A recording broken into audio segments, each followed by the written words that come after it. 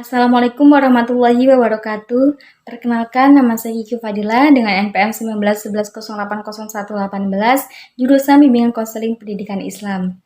Kali ini saya akan menjelaskan tentang kompetensi dasar yang harus dimiliki oleh seorang konselor atau guru BK. Terlebih dahulu kita akan membahas tentang bimbingan dan konseling.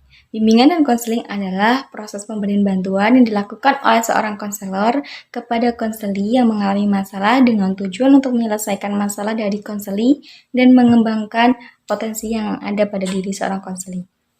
Dalam proses konseling, seorang konselor harus memiliki kompetensi dalam melaksanakan proses bimbingan konseling.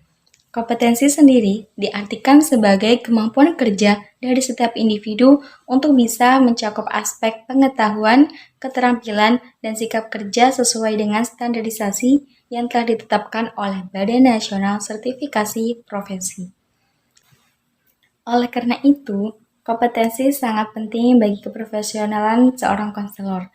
Konselor harus memiliki kompetensi yang sesuai dengan apa yang telah ditetapkan agar proses konseling atau pemberian layanan dapat berjalan dengan baik dan berhasil.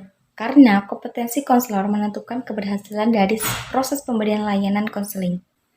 Berikut ini saya akan menjelaskan mengenai kompetensi yang harus dimiliki oleh seorang konselor ataupun guru BK. Kompetensi tersebut sebagai berikut.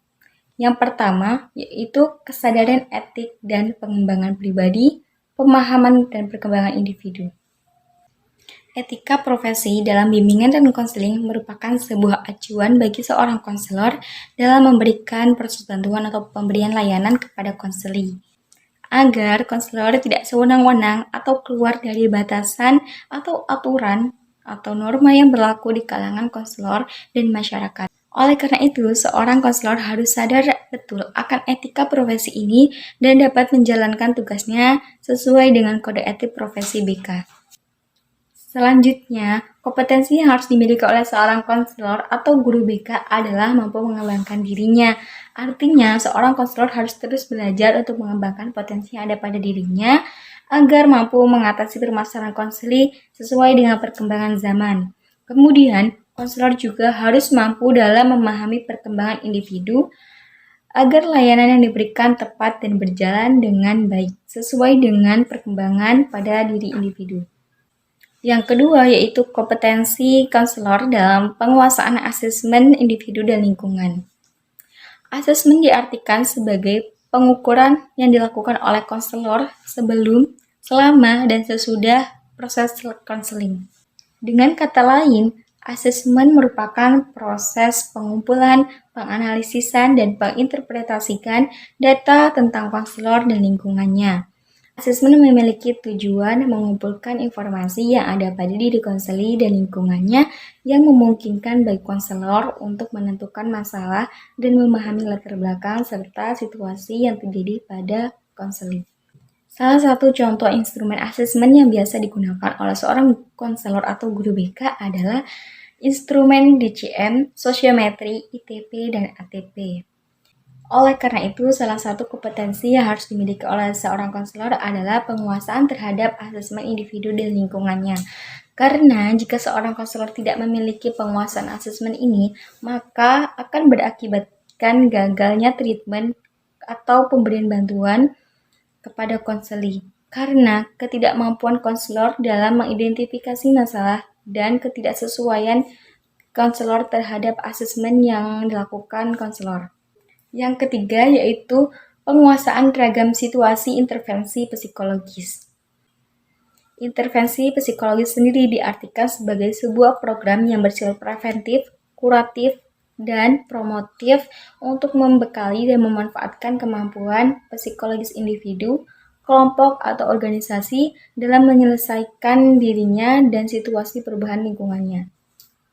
Dalam hal ini, seorang konselor harus memiliki kompetensi ragam strategi intervensi psikologis agar konselor dapat mengetahui kemampuan konseling dalam menyesuaikan diri dengan situasi lingkungannya yang akan berguna pada proses konseling.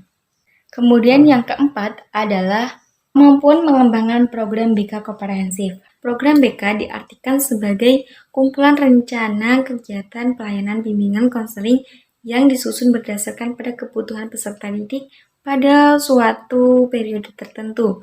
Periode tersebut dalam rentang waktu tahunan, semesteran, bulanan, mingguan, dan harian. Tanpa adanya program BK, maka proses konseling tidak akan berjalan dengan baik.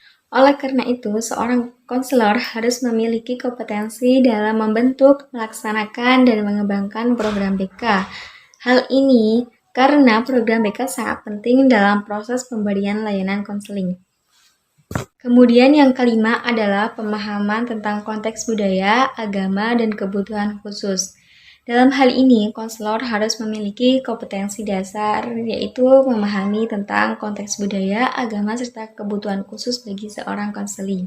Seorang konseli yang memiliki pemahaman dan memahami akan latar belakang budaya serta agama konseli akan memudahkan konselor dalam melakukan pendekatan terhadap konseli, sehingga konseli akan lebih merasa nyaman dan lebih terbuka mengungkapkan dirinya dan mengungkapkan masalah yang dihadapinya. Dengan mengetahui permasalahan yang dihadapi oleh konseli secara mendetail akan memudahkan dan akan sangat bermanfaat bagi seorang konselor dalam menentukan layanan apa yang sesuai dengan masalah konseli. Keterbukaan konseli mengenai permasalahan dan mengungkapkan siapa dirinya akan memberikan manfaat dan memudahkan bagi seorang konselor dalam mengidentifikasi masalah dan mencari penyelesaian masalah yang dialami oleh konseli.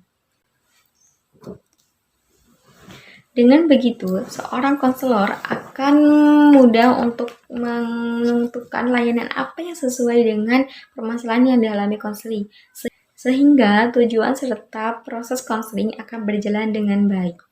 Selanjutnya, seorang konselor juga harus memahami kebutuhan khusus bagi seorang konseling, agar konselor dapat menyesuaikan pemberian layanan yang sesuai dengan kebutuhan seorang konseli, sehingga proses pemberian layanan sesuai dengan tujuan yang telah disepakati bersama. Demikianlah pemaparan yang dapat saya sampaikan, kurang lebihnya saya mohon maaf. Saya akhiri, wassalamualaikum warahmatullahi wabarakatuh.